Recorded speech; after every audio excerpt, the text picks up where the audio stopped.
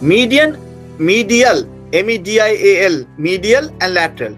Whenever something structure is nearer to the median plane, we call it medial. And the structure is far away from median plane, then it is lateral. So medial, lateral, inferior, superior, anterior, posterior. These terms are required while you describe the relationship of the structures with one another. Then there are rostral, dorsal, cephalic, caudal. These are mainly rostral, dorsal, cephalic, caudal are mainly used in embryology. I am not going to details to make it more boring, but just know the terms. There are certain terms for relationship: medial, anterior, posterior, superior, inferior, medial, lateral. You have to know it. Medial, lateral. Medial means which is nearer to the median plane, and lateral which is farther away from the median plane. Next slide, please. Then palmar surface, plantar surface. Palmar surface, you see, this is the hand and this is the palmar surface of the hand.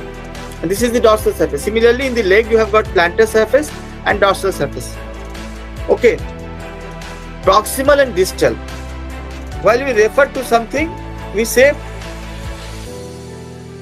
the one which is nearer to, refers to the relative distances from the root of the limbs. I say my arm is proximal to forearm.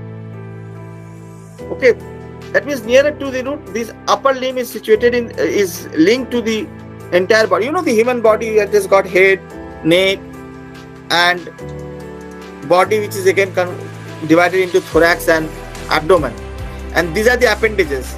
Okay, upper limb and lower limbs are the appendages from the human body. So, so appendages are fixed to the body. So this is the root of this upper limb. So the distance from the root, proximally, if it is nearer to the root, then we call it proximal. Away from the root, then we call it distal. Okay, so proximal and distal. Again, superficial and deep. Superficial and deep. Internal and external. Relative to the distance of the structures from the central cavity, we call it internal structures or external structures. Then there are terms called ipsilateral. This is simply, I am telling you, I am going very fast because these are just terms. Okay, but it's becomes very important when you describe these structures. Internal and external. Then ipsilateral and contralateral. Invagination and evagination. Supine and prone. Supine means lying flat on your back, face downward, then it is prone. Okay, and when you are lying on your back, straight on your back, then it is supine position. You have to know these terms, whether the patient was in supine position or in prone position. Okay, so you have to know these terms. These are dictionary terms basically, but you have to know the terms so that later when we describe the structures, when we study anatomy, these terms don't make confusion in your brain.